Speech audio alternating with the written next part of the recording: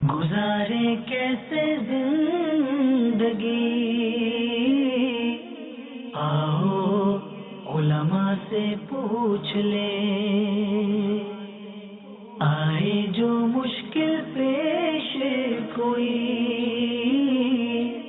آؤ علماء سے پوچھ لیں۔ الحمدللہ رب العالمین والصلاة والسلام على سید الانبیاء والمرسلین، اما بعد فاعوذ باللہ من الشیطان الرجیم، بسم اللہ الرحمن الرحیم۔ الصلاة والسلام علیک یا رسول اللہ وعلى آلک واصحابک یا حبیب اللہ۔ الصلاة والسلام علیک یا نبی اللہ وعلى آلک واصحابک یا نور اللہ۔ پیارے اور محترم اسلامی بھائیوں، دارالافتاء اہل سنت کے سلسلے میں ایک مرتبہ پھر مرحبا کہتے ہیں۔ ہمارے سلسلے کے اندر دارالافتاء اہل سنت کے مفتی صاحب ہمارے ساتھ ہوں گے اور مفتی صاحب انشاءاللہ آپ کے سوالات کے جوابات عطا فرمائیں گے۔ حصول برکت کے لیے درود پاک کی فضیلت سنتے ہیں۔ نبی کریم صلی اللہ تعالی علیہ وآلہ وسلم نے ارشاد فرمایا، جو کوئی شخص مجھ پر ایک مرتبہ درود پاک پڑھتا ہے، اللہ تعالیٰ اس پر 10 مرتبہ رحمت نازل فرماتا ہے۔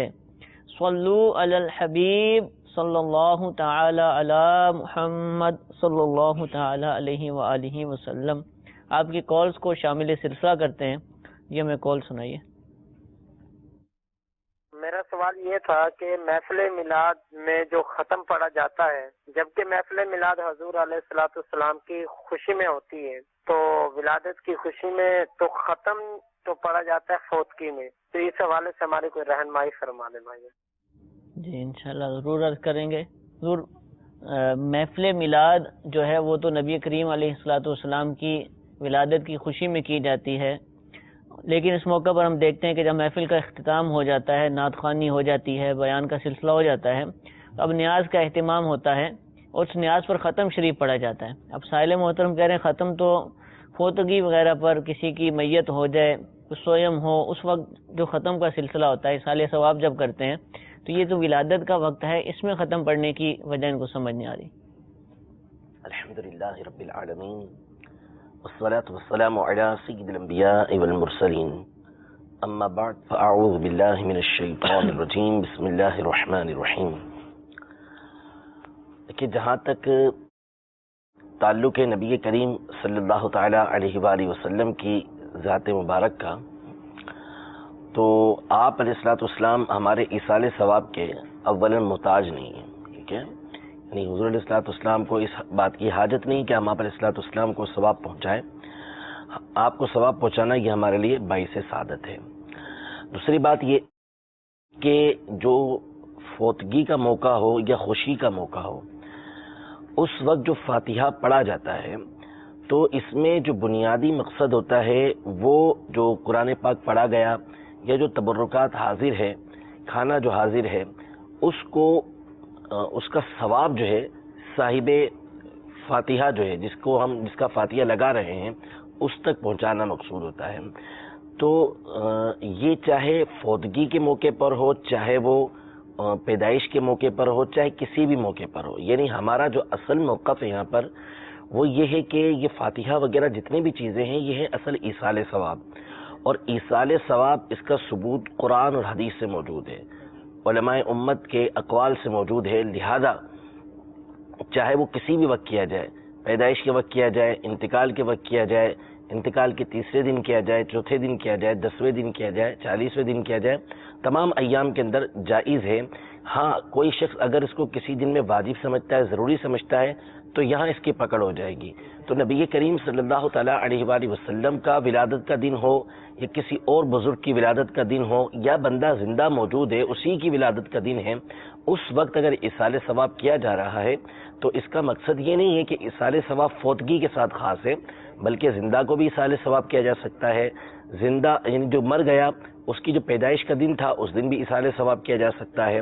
اس کا انتقال ہو گیا تو اس کے انتقال کے دن بھی، اور ہر سال اس کے انتقال والے دن بھی ایصال ثواب کیا جا سکتا ہے، اور روزانہ بھی اس کو ایصال ثواب کیا جا سکتا ہے، تو ثواب ایصال کر دیا جائے، تحفہ دے دیا جائے، جیسے امیر سنت کی پیدائش کا دن ہوتا ہے تو اس میں ایصال ثواب کے طور پر ہی تحفے پیش کیے جاتے ہیں. الحمدللہ.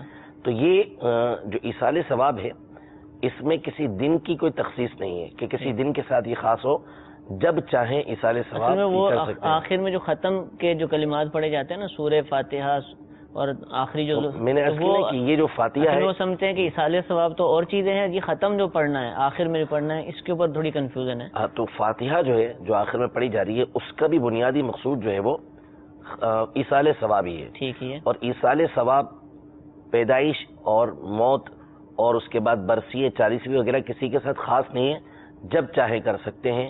یہ جو دن مقرر کیے جاتے ہیں اس میں بنیادی طور پر جو لحاظ ہوتا ہے وہ اس کا ہوتا ہے کہ اس دن جمع ہو کے بآسانی زیادہ سے زیادہ ایصال ثواب کیا جا سکتا ہے. ٹھیک ہے. اب 11ویں شریف کا مہینہ الحمدللہ ربیع الاخر کا پاکستان میں آغاز ہو چکا ہے، ربیع الغوث آ چکا ہے، اور اس مہینے کے اندر الحمدللہ مسلمان بڑے جوش و خروش سے غوث پاک رضی اللہ تعالیٰ عنہ کی سیرت بیان کرتے ہیں اور 11ویں شریف الحمدللہ مناتے ہیں.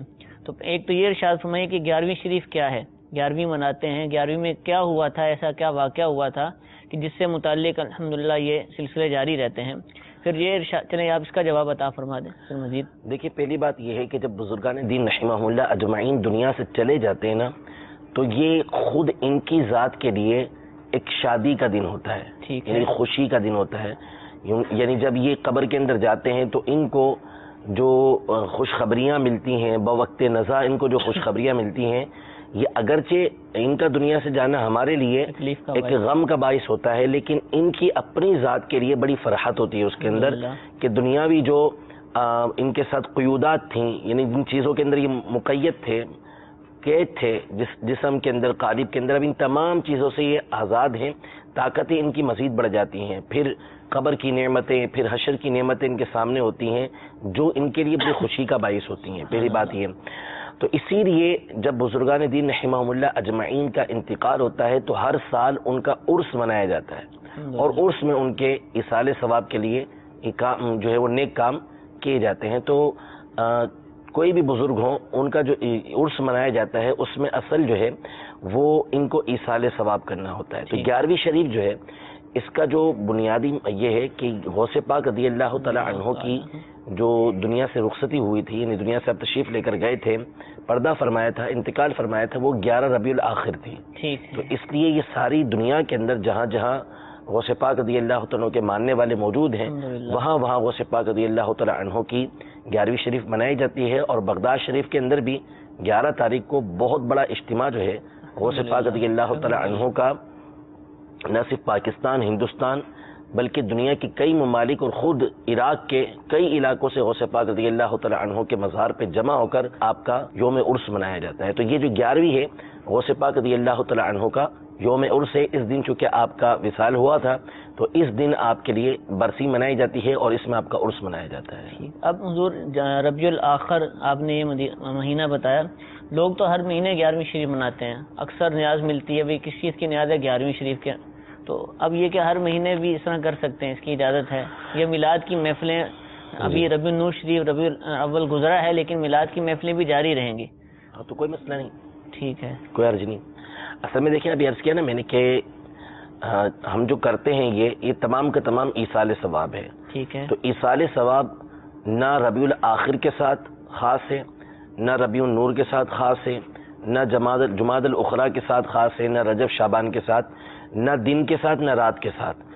جس وقت چاہیں، جس عبادت کا چاہیں، جس بندے کو چاہیں آپ ایصال ثواب کرتے ہیں، جس مسلمان کو چاہیں آپ ایصال ثواب کر دیں، اس کا ثواب پہنچا دیں. لہذا اگر ہر مہینے 11ویں کرتے ہیں تو کوئی مسئلہ نہیں، ہر مہینے کریں.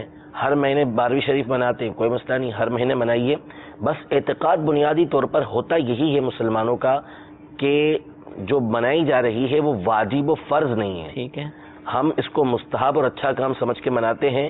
اگر کوئی نہیں منائے گا اور کوئی اور وجہ اس کی نہیں ہے تو ہم اس کو برا بھلا نہیں کہیں گے. ہاں اگر اس کو ناجائز و حرام کہے گا تو اب اس کے اوپر برائی لازم آئے گی کہ یہ اس کو ناجائز و حرام کہہ رہا ہے. تو اگر ہر مہینے بھی کوئی مناتا ہے، سال میں کوئی مناتا ہے، کبھی کوئی نہیں مناتا تو کسی کے اوپر کوئی اعتراض نہیں ہے. ٹھیک ہے. اچھا یہ 11ویں شریف ہو یا کوئی بھی ختم ہو پر یا اب جب ختم شریف پڑھا جاتا ہے تو کھانا رکھا جاتا ہے سامنے باقاعدہ، جو ہے جو کھانا ہے لوگوں نے وہ الگ ہوتا ہے لیکن پلیٹوں میں نکال کر اور بالخصوص زیادہ چیزیں لا کر رکھ دی جاتی ہیں، تو کیا کھانا ہونا ضروری ہے ختم پڑھنے کے لیے؟ کوئی ضروری ثواب کے نہیں لیے ہے، ضروری تو دیکھیے میں نے کہا نا خود ایصال ثواب ضروری نہیں ہے، اچھا ٹھیک ہے، کوئی فرض و واجب تو ہے نہیں۔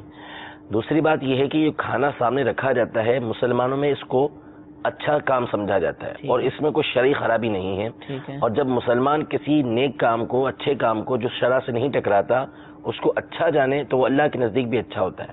اب اعتقاد کیا ہوتا ہے یہاں پر عمومی طور پر کہ جو کھانا ایک پلیٹ کے اندر تھوڑا سا رکھ دیا گیا، مختلف چیزیں جو ایصال ثواب کرنا ہے دیگ میں سے اس کی کچھ نہ کچھ مقدار لے کے ایک پلیٹ میں رکھ دیتے ہیں، اس میں نیت یہ ہوتی ہے کہ جو جو قرآن پاک پڑھا جائے گا، جو کچھ اس میں فاتحہ میں پڑھا جائے گا اس کو اس پر پھونکیں گے، یا یہ سامنے ہوگا تو قرآن پاک پڑھیں گے تو اس میں مزید برکتیں پیدا ہوں گی، ان برکتوں کو پیدا کر کے پھر اس کو سارے کھانے کے ساتھ ملا دیتے ہیں، تو یہ ایک اچھی چیز ہے، اس میں کیا حرج ہے؟ اگر یہ شریعت مطہرہ سے ٹکراتا تو پھر ہم اس سے روکتے، یا کوئی اس کو فرض و واجب سمجھتا تو ہم اس سے روکتے، لیکن ایسا کچھ بھی نہیں ہے۔ لہذا اگر کوئی اس طریقے سے کھانا سامنے رکھتا ہے اور جو ہے اس پہ قرآن پاک پڑھ کے پھونکتا ہے اور پھر سارا کا سارا اس کو جا کے دیگ میں ملا دیتے ہیں تو اس کو فرض و واجب کوئی سمجھتا نہیں، لہذا اس میں کوئی حرج بھی نہیں ہے۔ اگر وہ جو دیگ پکی ہے اس میں جو گوشت اندر گیا ہے وہ تو غوث پاک کے نام کے بکرے کا گیا ہے، تو بکرا تو اللہ کے نام کا ہوتا ہے، تو وہ کیسے حلال ہو جائے گا؟ کیسے کھائیں گے لوگ؟ کہا جاتا ہے، یعنی اس میں بھی کہا جاتا ہے۔ اصل میں دیکھیں قرآن پاک میں اللہ تبارک و تعالی نے جن چیزوں کو حرام فرمایا اس میں ایک یہ ارشاد فرمایا کہ وما اہل بہ لغیر اللہ، اور بعض مقامات پہ وما اہل لغیر اللہ بھی، یعنی جس پر اللہ کا نام بلند کیا گیا۔ آپ تفسیر اٹھا کے دیکھ لیں، قدیم جتنی بھی ہیں، آپ یعنی شروع سے لے کر آ جائیں، امام جساس رحمۃ اللہ تعالی علیہ، امام تبری رحمۃ اللہ تعالی علیہ سے لے کر شاہ عبد العزیز محدث دہلوی رحمۃ اللہ تعالی علیہ تک جتنی تفسیریں ہیں آپ اٹھا کے دیکھیں تو اس کا معنی یہ بیان کیا گیا ہے کہ جس پر بوقت ذبح، یعنی جس وقت جانور کو ذبح کیا جا رہا ہے اس وقت جانور کے اوپر چھری پھیرتے وقت کسی اور کا، یعنی اللہ کے سوا کسی اور کا نام لینا، مثال کے طور پر کوئی جانور ذبح کرتے ہوئے بھی اسم الغوث اعظم کہتا ہے تو وہ جانور حرام ہو جائے گا، صحیح، کہ غوث پاک کے نام سے میں اس کو ذبح کرتا ہوں تو حرام ہے، ٹھیک ہے، تو یہ چیز اصل حرام ہے۔ باقی اس سے پہلے اگر آپ یہ نیت کرتے ہیں کہ یہ بکرا غوث پاک رضی اللہ تعالی عنہ کے لیے ہے تو پھر اس میں کوئی حرج نہیں ہے، ٹھیک ہے، یہ تو ہم بھی کہتے ہیں کہ یہ بکرا فلاں کے لیے، یہ مرغی فلاں کے لیے ہے، یہ انڈا فلاں کے لیے ہے، یہ کھانا فلاں کے لیے ہے، یہ چیز فلاں کے لیے ہے، تو اگر اللہ کے علاوہ کسی اور کا نام کسی اور چیز پر آ جائے اور وہ چیز حرام ہو جائے تو پھر تو کچھ بھی نہیں بچے گا، ٹھیک ہے، سب کچھ ختم، کوئی نہ کوئی تو اس کا مالک ہوتا ہے، نسبت ہوتی ہے، مسجدیں ہوتی ہیں، فلاں کی مسجد، ٹھیک ہے، ٹھیک ہے، فلاں کا گھر، فلاں کا بیٹا، اب اس پر جو ہے وہ نام آ گیا فلاں کا، لہٰذا یہ حرام، فلاں کی بیوی دوسرے کا نام آ گیا اب وہ بھی حرام ہو گئی۔ تو یہ نہیں ہے کہ کسی جانور پر، کسی انسان پر، کسی شے پر اللہ کے علاوہ کسی اور کا نام آنے سے وہ چیز حرام نہیں ہو جاتی، بلکہ اصل یہ ہے کہ بوقت ذبح، جس وقت جانور کو ذبح کر رہے ہیں اس وقت اگر کسی نے اللہ کے سوا کسی اور کا نام لیا، ایون کہ نبی کریم صلی اللہ تعالی علیہ وسلم کی ذات گرامی کا بھی نام لیا تو وہ جانور حرام ہو جائے گا اس وقت، یعنی جب آپ ذبح کر رہے ہیں اس وقت اللہ تبارک و تعالیٰ کا نام ہونا چاہیے، تکبیر کہنی چاہیے، اللہ ہی کا نام لینا چاہیے، بسم اللہ اللہ اکبر کہہ کے ذبح کر دیں۔ اس سے پہلے اگر آپ نے کہا کہ غوث پاک کا جانور ہے تو اس میں کوئی مسئلہ نہیں ہے، اصل مقصد یہ ہوتا ہے کہ اس جانور کو ذبح کر کے جو ثواب ملے گا وہ ثواب ہم غوث پاک رضی اللہ تعالیٰ عنہ کی بارگاہ میں پہنچائیں گے، یہ اصل مقصد ہوتا ہے، اور ان کی بارگاہ میں ثواب پہنچے گا تو اس کے ذریعے سے ہمیں ان کا فیض حاصل ہوگا، برکتیں حاصل۔ یعنی غوث پاک کے نام پر ذبح کرنے کا مطلب یہ ہے کہ ان کے اصال ثواب کے لیے، ذبح تو اللہ ہی کے نام پر کیا جاتا ہے، تکبیر ہی پڑھی جاتی ہے، جی ٹھیک ہے۔ اچھا حضور، عرس منائے جاتے ہیں، غوث پاک رضی اللہ تعالیٰ عنہ کا بھی عرس مناتے ہیں، اب گھروں میں تو محفل کا اہتمام ہوتا ہے، کھانا پکا لیا، اصال ثواب کر دیا، اب جو بڑی سطح پر آراس منائے جاتے ہیں، بڑی محفل جو کرتے ہیں لوگ، اس میں کیا کرنا چاہیے؟ جو بنیادی مقصد ہے عرس منانے کا ایک سال بعد یا ہر مہینے، اس میں کیا چیزیں ضروری ہیں؟ دیکھیں بہت اچھا سوال کیا آپ نے، اور بہت موقع پر آپ نے یہ سوال کیا ہے۔ جو اس طرح کے افراد ہیں کہ جو ایسی چیزوں سے بدکتے ہیں، ایسی چیزوں سے بھاگتے ہیں اور ایسی چیزوں کو وہ برا بھلا کہنے کا کوئی موقع ہاتھ سے نہیں جانے دیتے، اور مقصد بنیادی طور پر ان کا یہ ہوتا ہے کہ ان چیزوں سے روک دیں۔ اب ہوتا یہ ہے کہ وہ اگر کسی چیز کے اندر کوئی برائی دیکھ لیں تو حتی الامکان ان کی یہ کوشش ہوتی ہے کہ وہ اس برائی کو اتنا واضح کریں کہ جو ہے وہ اس چیز کو روکنے کی کوشش کریں. حالانکہ اصل یہ نہیں ہے, بنیاد یہ نہیں ہے. اس کی 2 مثالیں میں آپ کو دیتا ہوں دنیاوی اعتبار سے, کہ مسجدوں کے اندر شور شرابہ کرنے سے, آوازیں بلند کرنے سے نبی کریم صلی اللہ تعالیٰ علیہ وسلم نے منع فرمایا حدیث پاک میں کہ آوازیں, شور شرابہ نہیں ہونا چاہیے. اب مسجدوں کے اندر آج کل شور شرابہ ہوتا ہے, موبائل خاص طور پہ بڑے بوڑھے شور شرابہ کرتے ہیں, آپ نے دیکھا ہوگا. تو اب کوئی شخص کہے کہ بھائی مسجدیں ہونی نہیں چاہیے, مسجدیں ہوں گی تو بوڑھے آئیں گے, بچے آئیں گے اور شور شرابہ کریں گے, مسجد ہوگی نہیں تو ان کا آنا ہی نہیں ہوگا, مسجدوں میں شور ہی نہیں ہوگا. تو ظاہر سی بات ہے کہ اس کی بات کا کوئی بھی اعتبار نہیں کیا جائے گا. اس کو کہا جائے گا کہ بھائی مسجدیں برقرار رکھی جائیں گی اور ان لوگوں کو سمجھایا جائے گا. ٹھیک ہے. علماء ایک مثال یہ دیتے ہیں کہ کسی کی ناک پر زخم ہو گیا, زخم ٹھیک نہیں ہو رہا, علاج کرواتے ہیں, پھر خرابی ہو جاتی ہے, پھر جو ہے وہ صحیح ہوتا ہے, پھر خراب ہو جاتا ہے. اب کوئی اس کو مشورہ دے کہ یار تمہاری ناک پر بار بار زخم ہوتا رہتا ہے, اس کو کٹوا ہی لو. ٹھیک ہے. نہ ناک ہوگی نہ زخم ہوگا. ٹھیک ہے. تو اس کو کہا جائے گا کہ بے وقوفانہ تمہارا مشورہ ہے, ناک کا جو زخم ہے اس کو ٹھیک کریں گے, نہیں کہ ہم ناک کو کاٹ دیں گے. ٹھیک ہے. تو اسی طرح ہمارے جو آراس ہیں یہ انتہائی پاکیزہ چیز ہے, کیونکہ اس میں جو مقصود ہوتا ہے وہ یہی ہوتا ہے کہ ان بزرگوں کا قرب حاصل کیا جائے, ان کی بارگاہ میں حاضر ہو کر ہم ان کی سیرت طیبہ کو سنیں اور ان کی سیرت طیبہ کو سن کر ان کے طریقہ کار پر عمل کریں, ان کو ایصال ثواب کریں, ان کا فیض حاصل کریں, اور یوں ہم اپنی زندگی کو ایک اچھے انداز میں گزارنے کی کوشش کریں, ان کی برکتیں ہمیں حاصل ہوں. اب اس میں نو ڈاؤٹ کہ ہمارے یہاں جو عرس ہوتے ہیں, کئی ایک مقامات ایسے ہیں کہ جو ایسے لوگوں کے ہاتھ میں آ چکے ہیں کہ جن کو دین کی کوئی سمجھ بوجھ نہیں ہے, جس کی وجہ سے بہت سارے مقامات پر جب عرس منایا جاتا ہے تو خلاف شرع باتیں اس میں شامل کر دی جاتی ہیں. لیکن اس کا مطلب ہرگز یہ نہیں ہے کہ ہم عرس کو ہی ختم کر دیں, ایسا نہیں ہوگا. جیسا کہ ہم مسجدوں کو ختم نہیں کریں گے, بلکہ جو اس کی برائیاں ہیں ان برائیوں کو ختم کیا جائے گا. ٹھیک ہے نا. آپ اصل چیز کو باقی رکھیں اور اس کی برائی کو آپ ختم کر دیں. تو عرس کے اندر اگر کہیں پر, جیسے مثال کے طور پر بعض مقامات پر, مشہور مقامات ہیں بعض کہ جہاں ڈھول ڈمکا ہو رہا ہوتا ہے, میلہ لگا ہوا ہوتا ہے, لوگ طرح طرح کی خرافات کر رہے ہوتے ہیں, موقع پر میلہ شروع ہو گیا. بالکل. ٹھیک ہے. اب وہ کیا ہوگا کہ وہ بعض اوقات تو بڑے بڑوں کی سربراہی کے اندر شروع ہوتا ہے.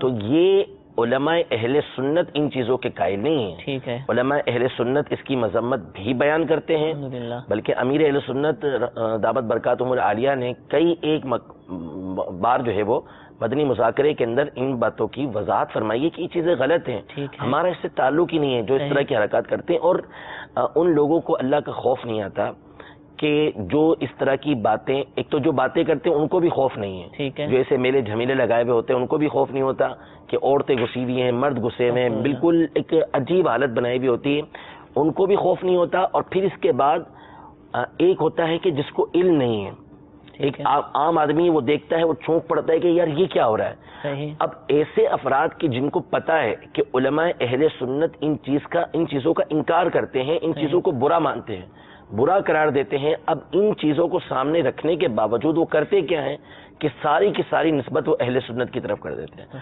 حالانکہ کئی ایک ایسے مقامات ہیں کہ جہاں پر اہل سنت سرے سے ہوتے ہی نہیں ہیں. ٹھیک ہے. وہ پتہ نہیں کس کس کے ہاتھ میں وہ چیز ہوتی ہے, اور اگر ہوتے بھی ہیں تو اس کا علماء اہل سنت سے تعلق نہیں ہوتا, وہ عوام ہوتی ہے, مکس پڑی بھی ہوتی ہے, تو وہاں پہ ڈھول ڈمک کے ہو رہے ہیں یا جو اس طرح کے معاملات ہو رہے ہیں اس سے اہل سنت کا کوئی تعلق نہیں ہے.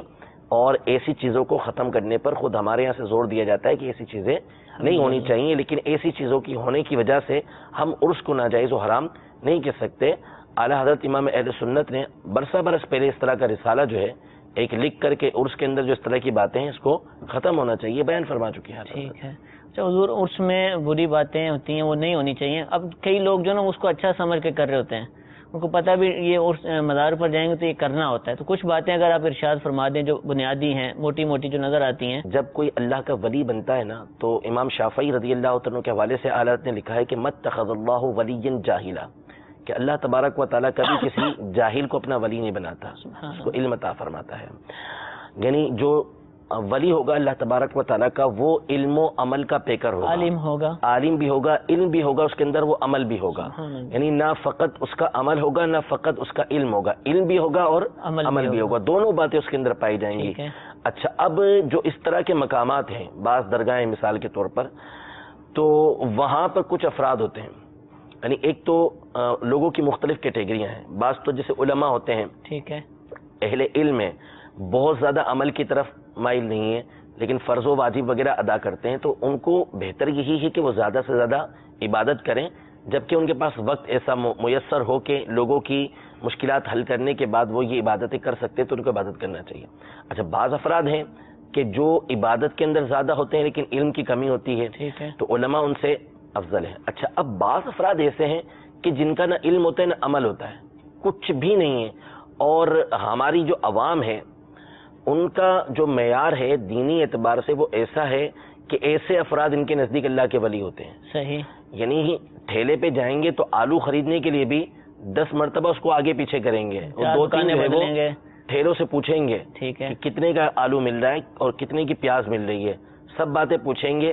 لیکن جہاں دین کا معاملہ آتا ہے وہاں متی ماری جاتی ہے, ٹھیک ہے, وہاں تصور ہی نہیں ہوتا کہ اس کے بارے میں غور و فکر تو کریں کہ واقعی وہ درست ہے یا نہیں ہے. اپنا معیار بنایا ہے اس پر اترتا ہے تو ٹھیک ہے. اب چلے گئے وہاں پر, یعنی درگاہ پہ چلے گئے, تو پہلے بزرگان دین رحمہم اللہ کے یہاں جو معیار تھا, احادیث طیبہ میں جو معیار ہے وہ یہ ہے کہ بندہ نفل ادا کرتا رہتا ہے یہاں تک کہ اللہ تبارک و تعالیٰ اس کو اپنا محبوب بنا لیتا ہے. صحیح, احادیث طیبہ کے اندر یہ بیان کیا گیا کہ عبادت کرتا رہتا ہے, مقام و مرتبہ بڑھتا رہتا ہے. اور ہمارے یہاں لوگوں کے نزدیک کیسے مقام بڑھتا ہے کہ ایک انگوٹھی والا وہ چھوٹا بابا, 2 والا اس سے بڑا, 3 والا اس سے بڑا, 4 والا اس سے بڑا, اور جس نے 10 پہن لی ہیں وہ بہت ہی بڑا ہو گیا, بہت لمبے بال ہیں, جس کے لمبے بال ہو گئے, اور جو جتنا کم نہائے گا وہ اتنا ہی زیادہ ہمارے یہاں بڑا بزرگ بن جاتا ہے. تو یہ تو بالکل خلاف شرع باتیں ہیں.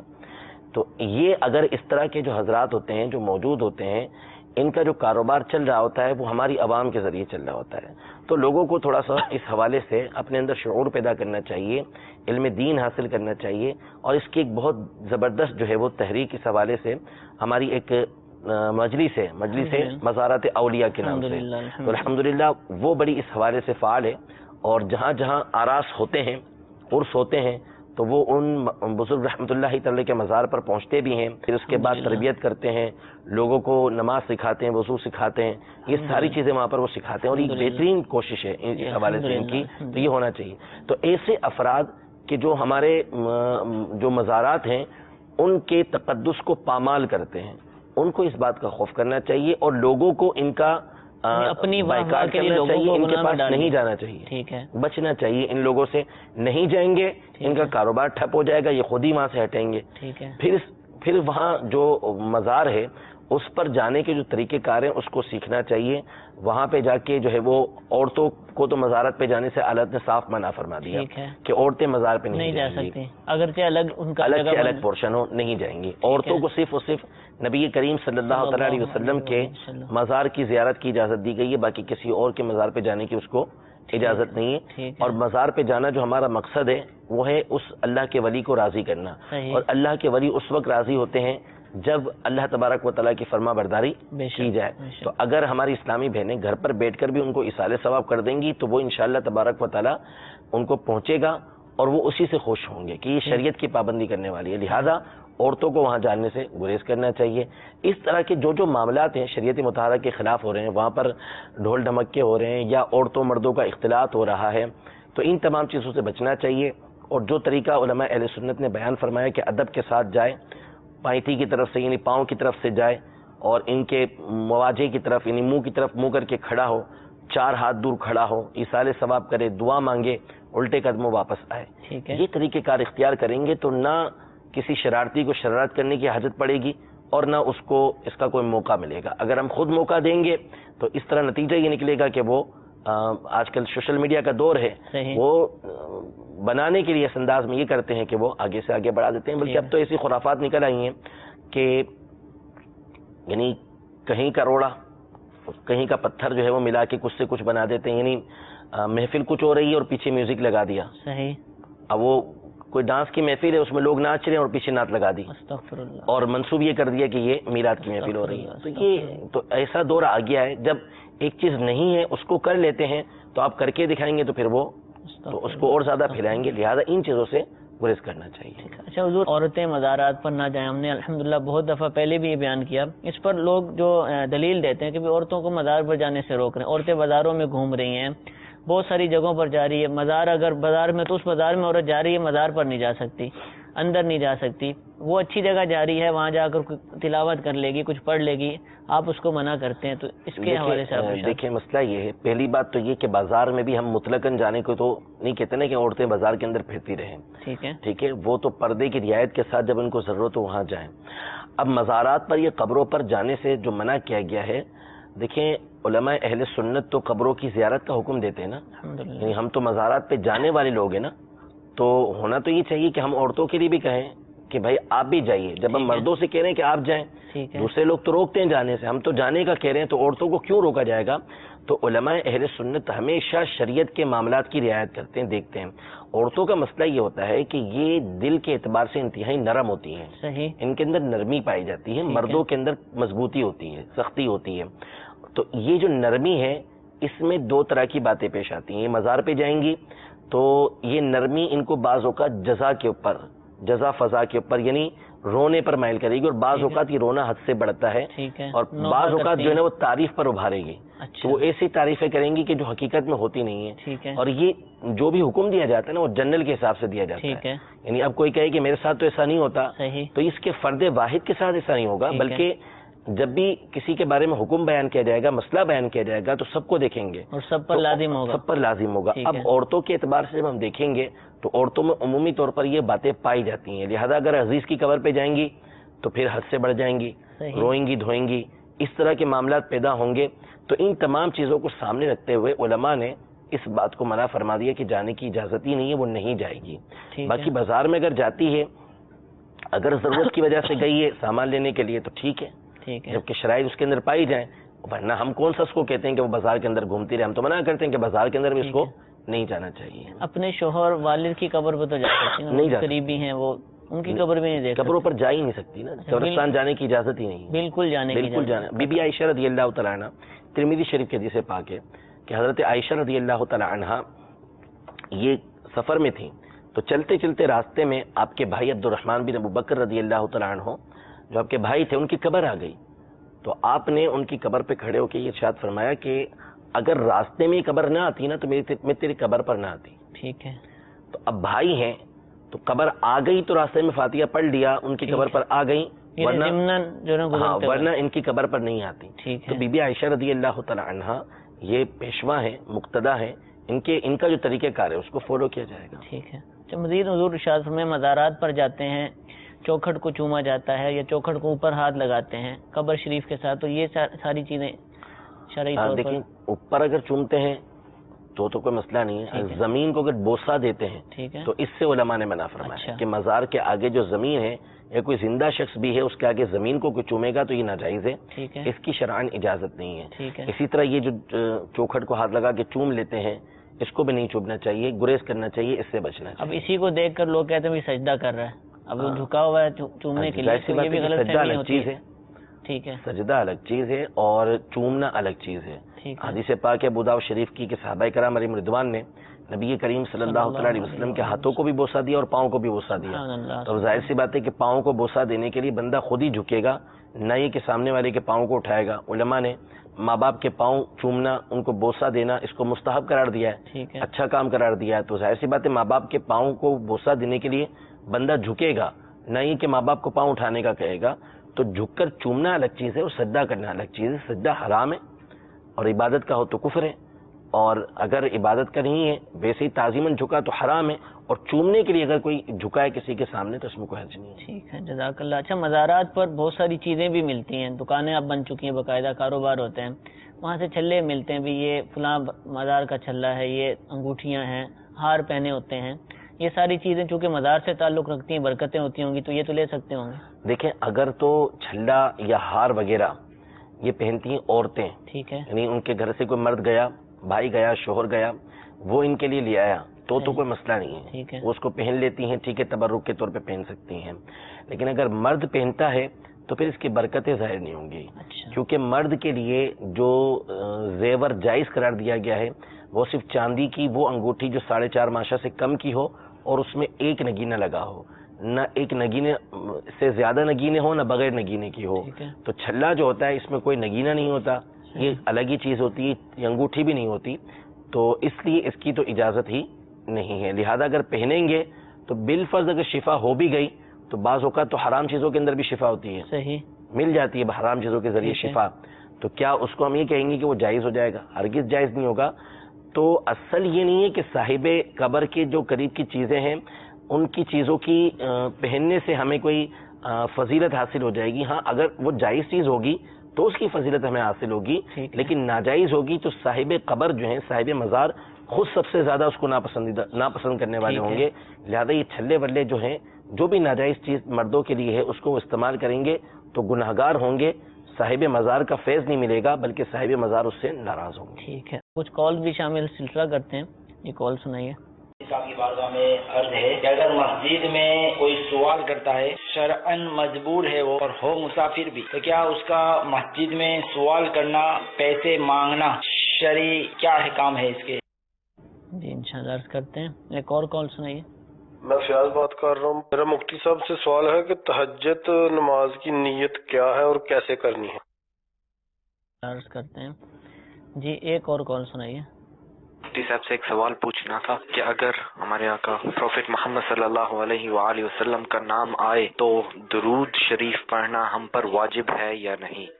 جی انشاءاللہ اس پر پہلے بھی عرض کیا تھا, دوبارہ جواب دیتے ہیں. حضور مسجد میں سوال کرنے سے تو شرعاً منع کیا گیا ہے, لیکن اگر کوئی شخص مسافر ہے اور مجبور بھی ہے, اس کو کوئی ایسی کیفیت آ جاتی ہے اور مسجد ہی اویلیبل ہے کہ جہاں لوگوں سے وہ سوال کر سکتا ہے, تو کیا اب اجازت دے دی جائے گی؟ یعنی مسافر ہے اور مجبور بھی ہے, مسجد میں مجبور بھی ہے. اس بات ہے کہ مسجد میں سوال کرنے سے تو علماء نے منع فرمایا ٹھیک ہے کہ اس کی اجازت نہیں ہے, مطلقاً اجازت نہیں ہے. یعنی اس میں دو قول ہیں, لیکن صحیح یہ ہے کہ مطلقاً سوال کرنے سے مسجد کے اندر منع کیا گیا ہے.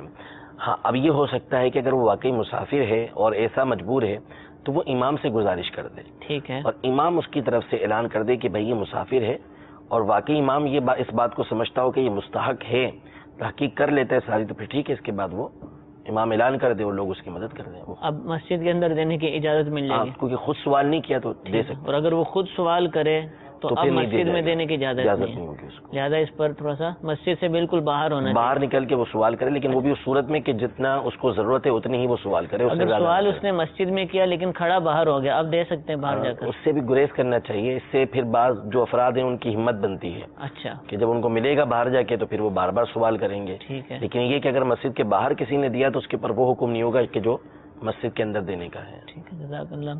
تہجد کی نیت کیسے کی جاتی ہے, کیا نیت کی جائے گی تہجد کی نماز میں؟ تہجد جو ہے وہ عشاء کی نماز پڑھ کے کوئی سو گیا, فرض پڑے, اور اس کے بعد سو گیا, ایک لمحہ بھی اگر وہ سو گیا تو اب اٹھے گا تو تہجد کا وقت اس کا شروع ہو گیا. ٹھیک ہے, یہ تہجد کا وقت ہے. پھر اس کے بعد وہ نفل کی نیت سے کہ میں تہجد کے نفل ادا کر رہا ہوں, اس نیت سے وہ جتنی چاہے رکعتیں پڑھے, کم از کم 2 ہیں, زیادہ جتنی چاہے پڑھنا چاہتے ہیں وہ پڑھ سکتے ٹھیک ہیں. ہے, یہ نفل نماز ہے, نفل کی نیت ہے. تہجد کا لفظ بول دے یا دل میں ارادہ ہو. نبی کریم علیہ الصلوۃ والسلام کا اس میں مبارک جب سنا جائے گا تو کیا اس وقت درود پاک پڑھنا واجب ہوگا؟ لیکن زندگی میں کم از کم ایک مرتبہ درود پاک پڑھنا یہ فرض ہے. ایک مرتبہ پڑھنا فرض ہے. اور جو محفل ہوتی ہے, جیسے ایک محفل ہماری ہے, اب بیٹھے ہوئے ہم یہاں پر, تو پہلی دفعہ جب نبی کریم صلی اللہ تعالیٰ علیہ وسلم کا نام آئے گا تو اس میں درود پاک پڑھنا یہ واجب ہوگا. اور باقی جتنی مرتبہ آئے گا تو اس میں بھی علماء فرماتے ہیں کہ اپنے آپ کو محروم نہ رکھے, بلکہ ہر دفعہ آنے پر پڑھے, اور اگر اس وقت نہیں پڑھ سکا تو بعد میں وہ اس کو پڑھ لے. ٹھیک ہے, لیکن جب ایک دفعہ سنا ایک دفعہ پڑھنا یہ واجب ہو جائے گا, واجب کہلائے گا. ٹھیک ہے, جزاک اللہ. جی مزید کچھ کال سنائیے. فرید الحق بات کر رہا ہوں, حسن ابدال ضلع اٹک سے. میرا سوال دارالفتاء اہل سنت میں یہ ہے کہ میری دکان ہے جو ریپیئرنگ کے حوالے سے ہے, تو اس میں لوگوں کا سامان بھی ہم ریپیئر کر رہے ہوتے ہیں, کچھ اپنا اسپیئر پارٹ پڑا ہوتا ہے, اوزار ہوتے ہیں, جو دکان کا سیٹ اپ ہے, تو اس کی سال کی زکوٰۃ کس طرح کیلکولیٹ کی جائے گی؟ حضور ریپیئرنگ کا کام کرتے ہیں, لوگوں کی بھی چیزیں ہوتی ہیں, اپنے اسپیئر پارٹس بھی رکھے ہوتے ہیں, اوزار بھی رکھے ہوتے ہیں. اب یہ مکس چیزیں ہیں تو زکوٰۃ کس چیز پر ہوگی, کیسے ادا کریں؟ لوگوں کی اس میں کیا ہے, لوگوں کا سامان ٹھیک ہونے کے لیے آیا ہوا ہے, وہ بھی پڑا ہوا ہے, اپنا کچھ سامان رکھا ہوا ہے, اسی طریقے سے اوزار بھی ہیں, مختلف چیزیں ہیں چھوٹی چھوٹی. دیکھیے جو اوزار ہیں, اوزار کے اوپر تو زکوٰۃ نہیں, جو دوسروں کی ہیں اس پر ان پر کیوں زکوٰۃ لازم ہوگی؟ وہ تو ان پر واجب ہی نہیں ہے، ٹھیک ہے، ان پر دینا ضروری نہیں ہے.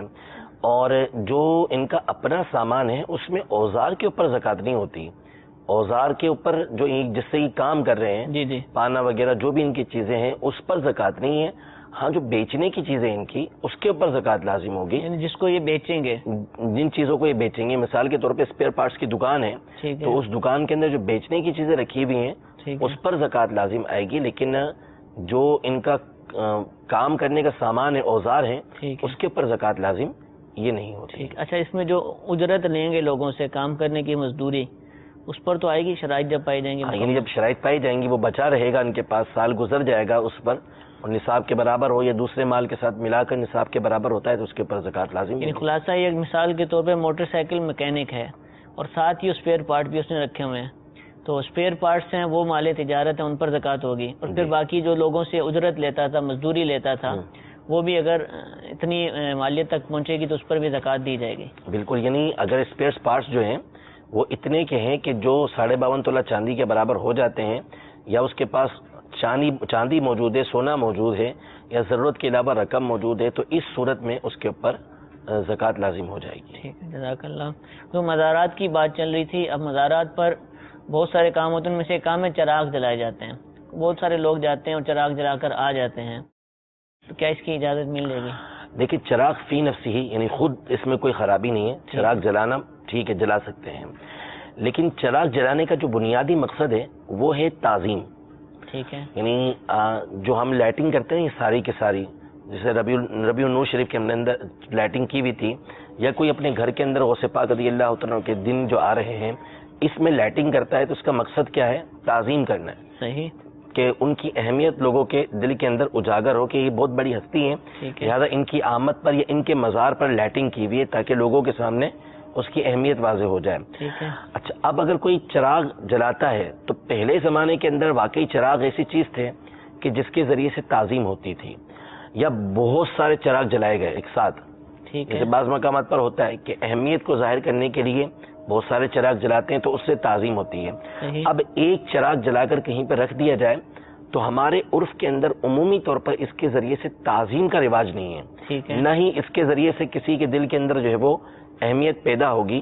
تو اگر چراغ جلائیں گے تو ہم اس کو ناجائز نہیں کہیں گے، لیکن اس سے گریز کریں، نہ کریں، کیونکہ اگر کریں گے تو اس سے کوئی خاص تعظیم کی صورت پیدا نہیں ہوگی. اگر کوئی تعظیم کی نیت سے کرے گا تو باعث ثواب ہوگا اس کے لیے، ٹھیک ہے. لیکن چونکہ اس کا دور نہیں رہا لہذا یا تو آپ لائٹنگ کر سکتے ہیں تو ٹھیک ہے، اچھی نیت کے ساتھ وہاں لائٹنگ کریں، ورنہ جتنی رقم آپ اس میں خرچ کر رہے ہیں آپ کسی شرعی فقیر کو یا کسی مستحق کو، غریب کو وہ رقم دے دیجئے، انشاءاللہ اس کا فائدہ حاصل ہوگا. ٹھیک ہے. اچھا، اسی طرح مزارات پر عموماً وہ شیرینی مخصوص طرح کی ہوتی ہے، سفید رنگ کی، اور چھوارے ہوتے ہیں، اس طرح کی 2-3 ٹافیاں ہوتی ہیں، یہ تقسیم کرتے ہیں، لوگ لاتے ہیں اور تقسیم کر دیتے ہیں.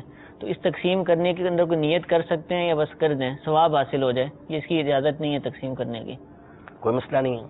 یعنی اگر کوئی یہ چیزیں تقسیم کرتا ہے اچھی نیت کے ساتھ، ٹھیک ہے، کہ ٹھیک ہے میں یہ مسلمانوں کی دل جوئی کے لیے، ان کو دل خوش کرنے کے لیے چیزیں میں ان کو دے رہا ہوں، صحیح، تو کوئی حرج نہیں اس کے اندر. تو اس میں نیت کیا کر سکتے ہیں؟ نیت یہ کر سکتا ہے کہ میں اصال ثواب کر رہا ہوں، مسلمان اس کو کھائیں گے، خوش ہوں گے، ٹھیک ان کا دل خوش ہوگا، اس میں ثواب ملے گا، یہ بھی میں اس بزرگ کی بارگاہ میں پیش کروں گا، یہ کوئی مسئلہ نہیں. ٹھیک ہے. اسی طرح وہاں کھانے کی چیزیں، نمک رکھا ہوتا ہے مزارات پر، بہت جگہوں پر دیکھا گیا ہے. اچھا، لوگ اٹھا کے لے آتے ہیں، یہاں مزار کا نمک ہے، تو کیا لا سکتے ہیں نمک؟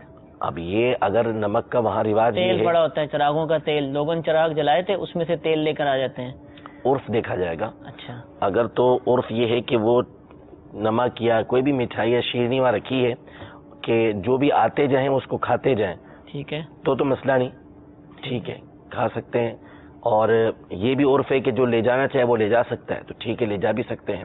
لیکن اگر عرف یہی ہے کہ وہیں کھانا ہے، آگے نہیں لے جا سکتے، یا تیل ہے وہیں لے کے بعض کہتے ہیں کہ مل لیا اس کو، تو پھر وہیں کر سکتے ہیں، آگے لے کر نہیں جا سکتے، اس کی اجازت نہیں ہے. ٹھیک ہے، جزاک اللہ. میٹھے میٹھے اسلام بھائیو، آپ نے الحمدللہ آج مزارات سے متعلق اور نیاز سے متعلق، عرف سے متعلق مفتی صاحب سے مدنی پھول حاصل کیے، دیگر سوالات بھی ہم نے شامل کیے.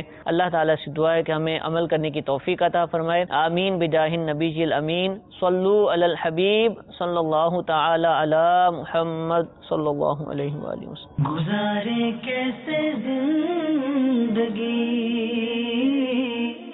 آؤ علماء سے پوچھ لیں، آئے جو مشکل پیش کوئی، آؤ علماء سے پوچھ لیں۔